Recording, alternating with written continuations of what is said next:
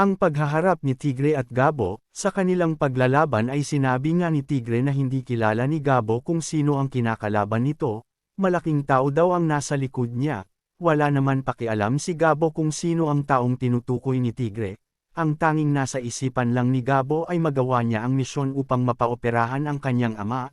Magbabago na nga ang buhay ni Gabo ngayon na mapapabilang na siya sa grupo ni Tatang, sa likod naman ay nanganganib ang buhay ni Mang Rudy.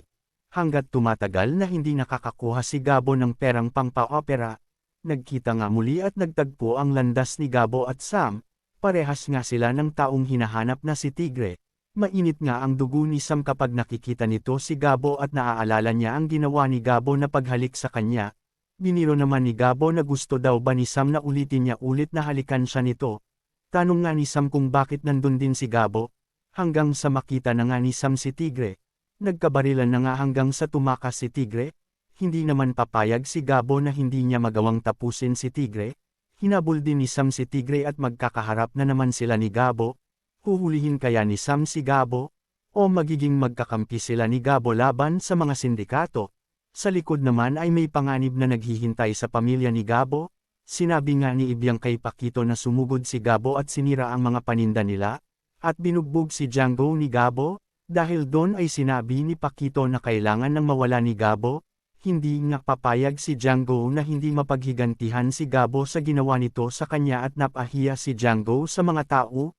Nang wala itong nagawa nang magkaharap sila ni Gabo, wala naman alam si Gabo na si Django ang tunay na bumaril kay Mang Rudy.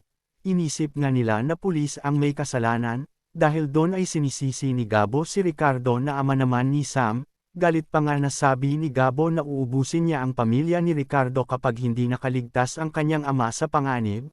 Nagalit naman si Ricardo nang ibalita sa kanya ni Colonel Domingo na hindi nila nagawang palayasin ang mga tao sa ginintoang lupa. Wala nga silang nagawa nang makaharap nila sina Gabo. Sa laki ng gulo na nangyari sa ginintoang lupa ay marami nga ang nasaktan. Isa na dito si Mang Rudy na ngayon ay nasa panganib ang buhay. Makakaligtas kaya si Mang Rudy? Ngayon na nangangailangan sila ng malaking halaga pang pa-opera.